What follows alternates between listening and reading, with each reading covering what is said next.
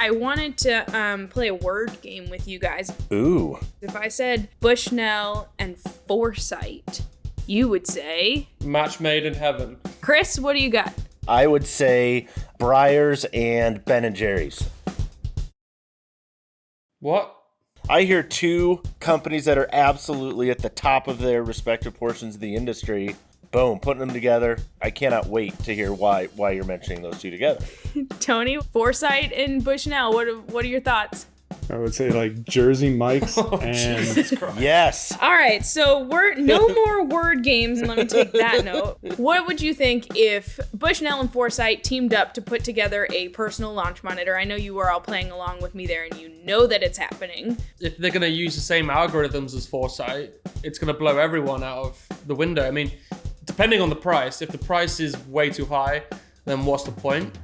But I guarantee they've been strategically looking at the personal launch monitor space and letting everyone do it and see if it catches fire. I think they're going to do really, really well and be very accurate if they use the same kind of algorithms. Tony, you've said we're about 5 years away from personal launch monitors being really good. Do you think that this is the next step towards it? absolutely. And I've said it before, right? The issue with the current stuff that's out there is the tiny Doppler chips. Yeah.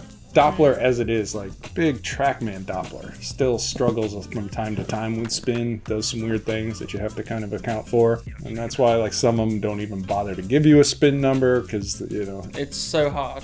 it's sort of a limitation of the technology already. And then you've kind of shrunk it down. You know, when you look at kind of the Mevo Pluses and those all Doppler based, I'm always like, chances are this is as good as this is ever going to get. And the rest is just kind of some math behind the scenes. Do we know if this is going to be small Doppler based? This is going to be a camera based. It's got to be if it's Foresight. Okay. Yeah, and looking at the unit, which is Yeah. that one weird picture that they just slapped up on their website. Yeah, we've got one photo, yeah. Foresight's not going to take a position that says for now 2 generations of product, we believe that camera-based launch monitors are fundamentally better. Now we're going to do then something else. not. No, Right. this is Right. going to be camera-based. I have higher hopes for this because I believe in the tech. I think especially in a smaller unit, a camera system has much greater potential, is more viable, has the potential to deliver real accuracy in a way that a Doppler system doesn't. So let's take this technology we sell for $18,000, give or take, and bundle it in something that's gonna retail for less than $5,000. I don't think it's going to give you everything that a Foresight GC Quad's going to give you. No, definitely not. But for personal use, it's all you Yeah. need. Yeah. I think it's going to give you enough to base your game Yeah. off it. They're not going to shoot themselves in the foot to eliminate their own products. My expectations for this are really high. I mean, go down at any tour event and GC Quad is the launch monitor of choice for professional golfers, fitters, etc. And then on the other side, you have Bushnell, which is absolutely at the very front of the optics industry. I would expect this to be a significant step forward. It has to be. And I wouldn't be surprised at all if that means that it's a little bit more expensive. Well, it becomes, you know, who is it going after, right? Is Right. it taking on your Mevos and your Rapsodos? I think to be better than those costs money.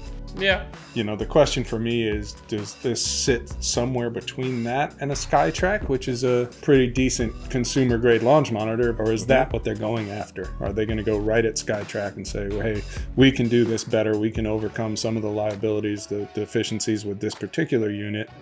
Personal launch monitor, consumer grade, whatever you want to call it, this to me is the most encouraging, and a good bit of that just comes from understanding the limitations of Doppler in a small form factor and knowing what you can do with a camera-based unit. So, Well, as of right now, we've been told it's coming out in the fall. We're hoping to get our hands on it a little bit sooner so that we can get some sort of review together for you as you're looking at it in the fall and considering buying it. So we'll get you all the info on this bad boy as soon as we can.